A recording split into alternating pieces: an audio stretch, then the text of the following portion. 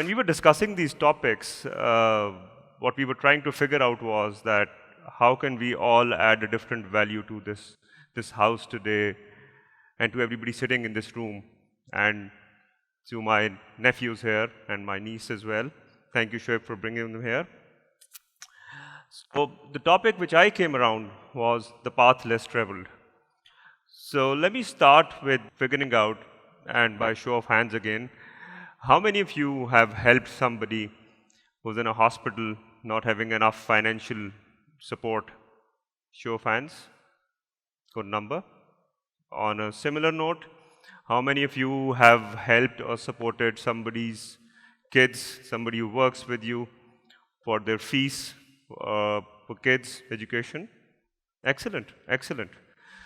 So this is what I'm going to challenge today with my experience of how I've seen the world coming out of a less developed part of Pakistan, which is the south of Punjab.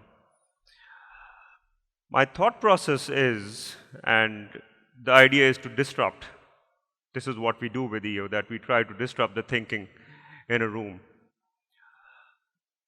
Somebody comes up to you, walks up to you that a loved one is not well, and you immediately, as we all do, and which is good that we do, we help them. We help them get out of that difficult time they're going through. But how many of you, or how many of us, actually go back and figuring out that why are they in this particular state? Why are they going through this process?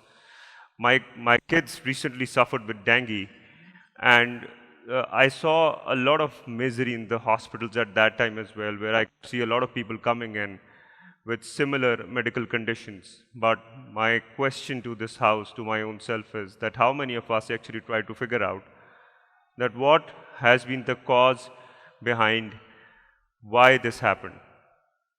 Was it the hygiene of a place they were living at? Was it how they've been taught to eat? Was it the discipline of life that they've been taught? And I'll connect back with some of the examples, at least what we've experienced and how we've taken care of. Let's move on to education. So when we talk about education, a lot of us have just raised our hand, including myself, I'm a part of that as well, that we go in, we help a lot of people who are actually making this brilliant effort of educating their children. But have we ever wondered if this is the right kind of education that they need? Will they be able to think out of the box? And why do most of the kids, when they graduate, except some of the privileged ones like us who have the option of opting for a family business, why are most of them just looking for a job? Why are they not trying to go into a business? Why are they not thinking enough to be an entrepreneur and take that risk? So my question is again, are we making enough of an effort to think of that? The reason why I'm talking about all of this is because my personal opinion, and this is because of EO again, with a lot of friends and family, we've realized that, with authority comes a lot of responsibility.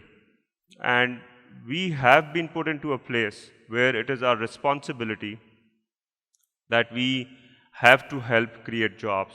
We have to somehow give a platform to a lot of people who are the youth of this country. But are we doing enough to find the long-term solution? That is one of the questions where I would want to start off this talk today with all of you. Now let me go back and connect to some of the discussion, some of the points I've raised with some examples that we talk about. So we talk about health. Now, how many of the people who've had health issues have actually been educated for what hygiene conditions they want to survive in? One of the cause which I feel is a major issue for undeveloped areas of Pakistan is women hygiene. And it's not normal to talk about it.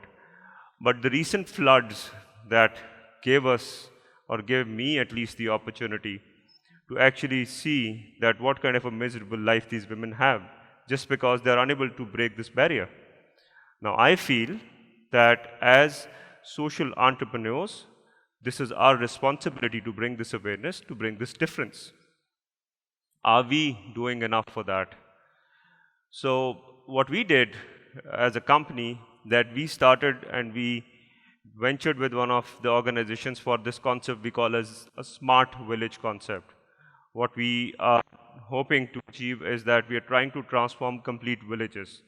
Now, in that village, we will talk about hygiene, we'll talk about clean water, we'll talk about recycling, we'll talk about sustainability, we'll talk about the right technical education, we'll talk about the right environmental assurances these people need to understand, that how they can give back to the earth as well.